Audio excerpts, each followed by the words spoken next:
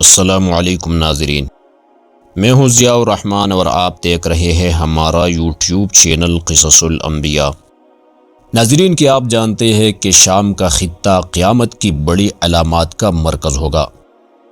یہ وہ سرزمین ہے جہاں نبیوں نے دعوت دی، جہاں فرشتے نازل ہوئے اور جہاں قیامت کے قریب بڑے بڑے واقعات پیش آئیں گے۔ ناظرین، قرآن کریم میں بلاد شام کو مبارک سرزمین کہا گیا ہے، اور احادیث میں کئی ایسے علامات ہیں جن کا تعلق شام سے ہے۔ تو آئیے قرآن و حدیث کی روشنی میں شام اور قیامت کے تعلقات کو سمجھنے کی کوشش کرتے ہیں۔ لہذا آپ سے گزارش ہے کہ ویڈیو کو آخر تک ضرور دیکھے گا۔ ناظرین، موجودہ شام، فلسطین، اردن اور لبنان کو اسلامی تعلیمات میں خاص اہمیت حاصل ہے، اور قیامت سے متعلق احادیث میں اس خطے کا ذکر ملتا ہے۔ ناظرین، قرآن کریم میں شام کا براہ راست ذکر نہ ہونے کے باوجود کچھ آیات میں ایسے مقامات اور برکات کا ذکر ملتا ہے جو بلاد شام کے خطے کی جانب اشارہ کرتے ہیں۔ چنانچہ قرآن کریم کی سورہ اسراء میں اللہ تعالی کا فرمان ہے: اعوذ باللہ من الشیطان الرجیم، بسم اللہ الرحمن الرحیم، سبحان الذي أسرى بعبده ليلا من المسجد الحرام إلى المسجد الأقصى الذي باركنا حوله لنريه من آياتنا إنه هو السميع البصير۔ ترجمہ: پاک ہے وہ ذات جو اپنے بندے کو راتوں رات مسجد حرام سے مسجد اقصیٰ تک لے گئی، جس کے ماحول کو ہم نے برکت دی تاکہ ہم اسے اپنی نشانیاں دکھائیں۔ بے شک وہی سننے والا دیکھنے والا ہے۔ ناظرین، یہ آیت اسراء اور معراج کے واقعے کا ذکر کرتی ہیں جس میں مسجد اقصیٰ کا مقام اہمیت رکھتا ہے۔ مسجد اقصیٰ بیت المقدس میں ہے اور یہ خطہ تاریخی طور پر شام کا حصہ ہے۔ اور سورۃ الانبیاء میں بھی اللہ تعالی کا فرمان ہے: وَنَجَّيْنَاهُ وَلُوطًا إِلَى الْأَرْضِ الَّتِي بَارَكْنَا فِيهَا لِلْعَالَمِينَ۔ ترجمہ: اور ہم نے اسی اور حضرت لوط کو نجات دی اس سرزمین کی طرف جس میں ہم نے تمام جہانوں کے لیے برکت رکھی۔ ناظرین، اس آیت میں سرزمین سے مراد شام اور فلسطین کا علاقہ ہے۔ حضرت ابراہیم علیہ السلام اور حضرت لوط علیہ السلام کو اللہ تعالی نے اسی بابرکت زمین کی طرف ہجرت کرنے کا حکم دیا تھا، اور سورہ 3 میں بھی اللہ تعالی فرماتے ہیں: والتین والزیتون وطور سینین وهذا البلد الامین۔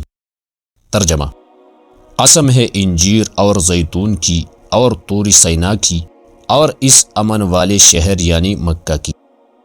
ناظرین، زیتون کی قسم بلاد شام کی طرف اشارہ کرتی ہیں جہاں زیتون کی باغات ہے اور جہاں انبیاء نے دعوت دی۔ اس سے ظاہر ہوتا ہے کہ شام کا علاقہ قرآن میں مقدس اور مبارک سرزمین کے طور پر بیان کیا گیا ہے۔ ناظرین، قرآن کریم کے بعد اب ہم صحیح احادیث کی طرف آتے ہیں جو شام کے خطے اور قیامت کی علامات کے حوالے سے بہت واضح ہے۔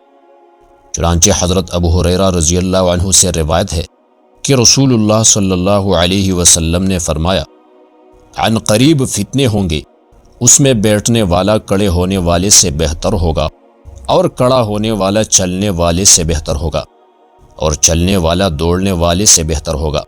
جو شخص ان فتنوں کی طرف بڑھے گا، فتنے اسے اپنے لپیٹ میں لے لیں گے، پس جو کوئی ان میں پناہ کی جگہ یا محفوظ مقام پائے وہ وہاں پناہ لے۔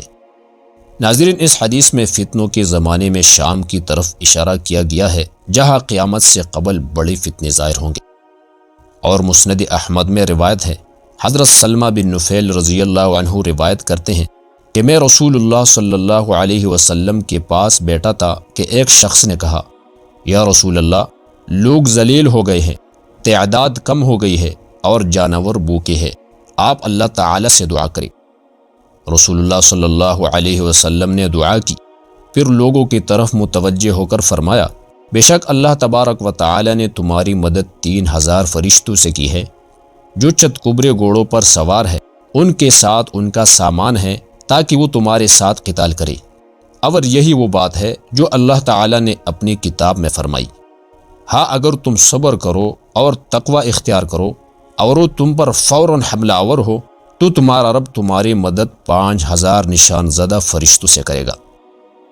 ناظرین، اس حدیث میں شام میں مسلمانوں کی مدد کے لیے فرشتوں کی نزول کا ذکر ہے، جو قیامت سے قبل کے واقعات میں سے ہیں۔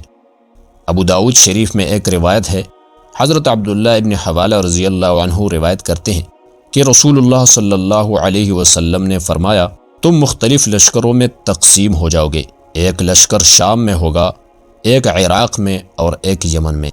تمہیں شام میں رہنا چاہیے کیونکہ وہ اللہ کی پسندیدہ سرزمین ہے اور وہ اس سرزمین کے لیے اپنے منتخب بندوں کو چنتا ہے۔ ناظرین، یہ حدیث شام کی فضیلت کو واضح کرتی ہیں کہ قرب قیامت مسلمان شام میں جمع ہوں گے اور یہ سرزمین اللہ کے برگزیدہ بندوں کا مرکز ہوگی۔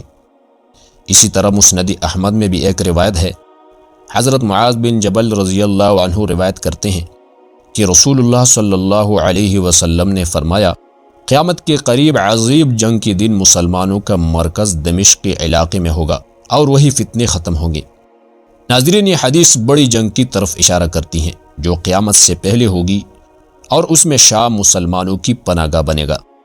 صحیح مسلم میں ایک روایت ہے، رسول اللہ صلی اللہ علیہ وسلم نے فرمایا، میری امت کا ایک گروہ ہمیشہ حق پر قائم رہے گا، نہ انہیں کوئی نقصان پہنچا سکے گا اور نہ ہی ان کی مخالفت ان کا کچھ بگاڑ سکے گی، یہاں تک کہ قیامت آ جائے گی اور وہ شام میں ہوں گے۔ ناظرین، یہ حدیث ہمیں بتاتی ہیں کہ قیامت تک شام میں ایمان والے لوگ موجود رہیں گے۔ ابو داؤد شریف میں ایک روایت ہے کہ رسول اللہ صلی اللہ علیہ وسلم نے فرمایا، شام میں ایک عظیم جنگ ہوگی۔ اور مسند احمد میں بھی ایک روایت ہے، حضرت علی رضی اللہ عنہ فرماتے ہیں، فتنے ان علاقوں سے اٹھیں گے اور شام میں ختم ہوں گے۔